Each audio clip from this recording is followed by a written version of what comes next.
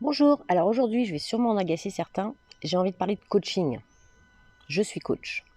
Et si vous n'êtes pas coach, je vous demande quand même de regarder parce que j'aimerais bien avoir votre avis. Et si vous êtes coach, vous allez aussi pouvoir m'aider. C'est sur ce souci, quand on dit qu'on est coach, beaucoup de gens sont agacés. Et j'arrive pas très bien à comprendre pourquoi. Alors j'aime pas spécialement non plus ce terme-là, et c'est vrai que j'essaie d'en trouver un autre et j'y arrive pas. Mais voilà, quand on est coach, les gens vous disent déjà tout de suite coach de quoi? Alors je réponds coach en développement personnel, certifié en neurosciences et praticienne PNL. Ça donne pas beaucoup de billes sur effectivement ce que je peux donner comme service, que je peux procurer comme service. Mais dès qu'on dit coach, les gens sont irrités. Je dirais que je suis psychologue, ça serait beaucoup plus simple parce que c'est un métier connu, établi depuis longtemps. Avant, j'étais comptable, j'ai fait des études de gestion d'entreprise, ressources humaines et gestion financière et comptabilité. J'ai été commerçante, j'ai été webmaster, parce que j'ai aussi créé un site communautaire pour les femmes expatriées il y a 20 ans. Déjà, ça, c'était difficile, les gens avaient du mal à comprendre. Après, quand j'ai été assistante financière ou assistante de direction, tout le monde comprenait, il n'y avait aucun souci, tu disais juste ça. Bon, puis en plus, on te classifie comme ça. Euh, Et là, maintenant que je suis coach, ça pose toujours un souci. Tu es coach de quoi? Il y a des coachs de tout, voilà, c'est ce que j'entends souvent, il y a des coachs de tout. Et là, ce week-end, je discutais avec un monsieur qui me disait: «Ah bah, il y a même des coachs en rangement». Bah, les coachs en rangement, je vais vous dire, c'est super utile. C'est super utile parce qu'effectivement, quand c'est, vraiment n'importe quoi chez toi, quand c'est le bordel chez toi, bah, ton esprit n'est pas clair et tu sais plus où tu en es et tu perds beaucoup d'énergie et beaucoup de temps à vouloir ranger les choses ou à chercher les choses. Il existe effectivement ça c'est via le livre «L'art du rangement» de Marie Kondo. Il existe maintenant des coachs en rangement et ils ont vraiment une utilité, réellement. Je vous invite à faire appel à eux parce que quand tu n'arrives plus à trier tes affaires, quand tu n'arrives plus à savoir où tu en es, il y a plein de choses qui se jouent. Il y a de l'affectif, il y a de l'émotionnel, il y a de l'organisation et ils sont là pour t'y aider et tu gagnes énormément de temps et surtout après le temps, tu gagnes la paix de l'esprit. Alors, paix de l'esprit, ça peut peut-être vous faire peur, donc je vais vous dire juste d'être plus calme et d'être mieux organisé et de perdre moins de temps, mais aussi d'être cette charge mentale qui est très à la mode en ce moment, elle existe et du coup, tu baisses en charge mentale. Après, il y a les coachs sportifs, ça c'est bon, quand tu dis que tu es coach sportif, on te comprend bien, il n'y a pas de souci. Mais après, dès qu'on parle de coaching, j'en parlais ce matin, je suis chez une amie, Caroline Pupille, et elle est coach également, et elle me disait que, bah oui, il y a beaucoup de coachs qui sont sur le business, donc on va te faire gagner 10 000 euros par mois, ou comme disait mon ami Christophe Train, 5 000 euros en 2 heures, etc. Donc c'est un rapport à l'argent. On se dit, bah forcément, si tu es coach, c'est que tu veux nous faire gagner des millions. Et on voit beaucoup de coachs millionnaires devenus millionnaires grâce au coaching. Alors je vous rassure, beaucoup d'entre eux ne sont pas devenus millionnaires par rapport au coaching. Ils ont juste eu une intelligence financière de mettre leurs œufs dans plusieurs paniers et donc de faire aussi des placements financiers ou d'avoir des revenus passifs ou d'automatiser certaines choses qui leur permettent d'avoir d'autres revenus que de coaching pur. Donc on imagine que coach, on va donner des leçons de vie. Alors honnêtement, je serais très très mal placée pour donner des leçons de vie. Par contre, je pense avoir un talent qui est celui de révéler les talents justement chez chacun. Alors pourquoi et comment Pourquoi ça c'est parce que je l'ai toujours fait.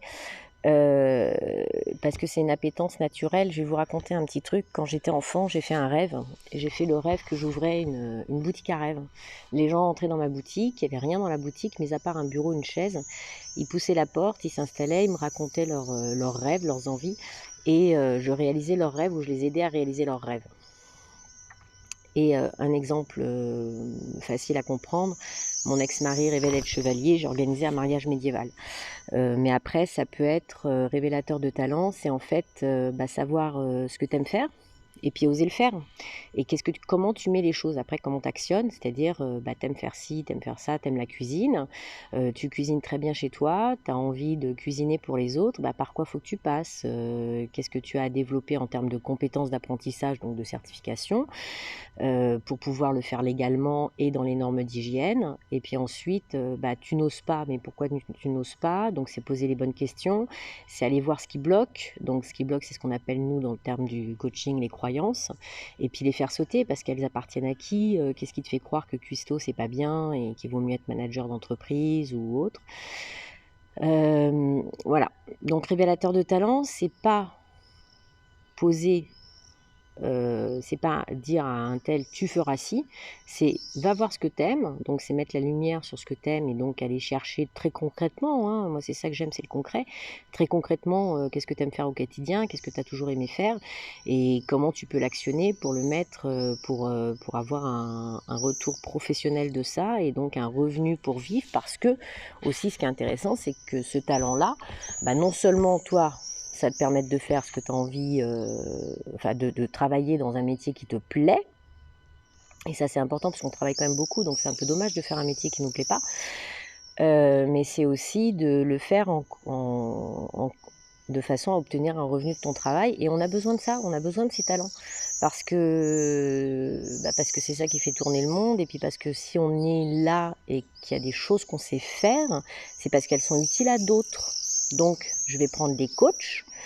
Les coachs, bah, ils sont utiles parce qu'il y a des personnes qui, à un moment donné de leur vie, peuvent ne plus trop savoir, ils sont ouais, parce que vous savez quand vous vous réveillez le matin, que vous êtes amorphe, vous avez plus envie de rien, vous voyez plus trop, vous avez pas d'envie, vous avez plus envie d'aller travailler, vous allez travailler avec la boule au ventre, ça c'est horrible, moi je l'ai vécu et vous vous levez le matin, vous avez la boule au ventre, vous avez pas envie d'y aller parce que ça se passe mal dans votre boulot et vous dites: «Mais je peux pas continuer comme ça, je supporte plus soit le métier, soit l'entreprise dans laquelle je suis». Donc c'est d'aller trouver l'autre chose. Pourquoi est-ce que là, aujourd'hui, ça te plaît pas? Et vers quoi tu as envie d'aller? Et là, on a des techniques de coaching, et donc je parle bien de coaching, des techniques de coaching qui sont, très utiles. Alors d'autres l'appelleront bilan de compétences. Donc je prends l'exemple du bilan de compétences. C'est OK, tu fais du bilan de compétences, les gens vont faire un bilan de compétences, mais ils vont pas aller se faire coacher. Il y a vraiment un problème avec ce terme de coach. C'est vraiment, c'est vu comme de la manipulation. Alors oui, si tu es coach aussi, tu es manipulateur, j'avais oublié ça aussi. Si tu es coach, tu es manipulateur, si tu es coach, tu imposes des idées, si tu es coach, c'est que tu as une appétence pour l'argent et que tu veux absolument pousser les gens à gagner des millions et c'est OK. S'il y en a qui veulent gagner des millions, il y a pas de problème. Hem, mais on voit pas le côté de permettre simplement de clarifier ce dont on a envie, ce dont on est capable et comment trouver l'adéquation entre ce que tu as envie de faire, ce que tu peux être capable de faire et du coup en tirer un revenu pour pouvoir vivre dans la société dans laquelle on vit, qui ne vit pas du troc et de l'amour et de d'eau fraîche. Donc voilà, mon interrogation est juste là, je ne vais pas continuer. Mais par contre, je vais vous demander un truc, c'est par quoi faut-il remplacer le terme coach pour que les gens le comprennent et qu'on arrête de penser que forcément si on est coach, c'est qu'on veut imposer des choses au monde, alors qu'au contraire, on est plutôt là pour faire en sorte que les gens soient apaisés avec qui ils sont et qu'ils soient surtout alors ce qu'on appelle à leur juste place. Donc on a plein de termes définis comme ça, mais en gros simplement qu'ils fassent ce qu'ils ont envie et qu'ils en tirent un revenu plutôt que de se faire un métro boulot dodo et d'aller dans un boulot qui leur plaît pas et d'attendre la retraite. Alors ça c'est horrible, attendre la retraite pour pouvoir enfin faire ce qu'ils ont envie de faire. C'est un peu dommage quand même parce que ça veut dire que tu passes 40-50 ans de ta vie à faire quelque chose qui te plaît pas. On vit qu'une fois, hein. Ce serait dommage de ne pas en profiter quand même. Donc je lance l'appel. Coach et pas coach, parce que votre avis m'intéresse. Pourquoi n'aimez-vous pas ce terme-là? Qu'est-ce qui vous dérange? Dites-moi vraiment ce qui vous dérange. Il y a un truc qui doit déranger là-dedans. J'aimerais bien savoir quoi, parce que j'ai pas mis le doigt dessus. Et qu'est-ce que vous proposez? Comment doit-on se définir? Psy? On l'est pas? Je sais pas. Donc à vos réponses.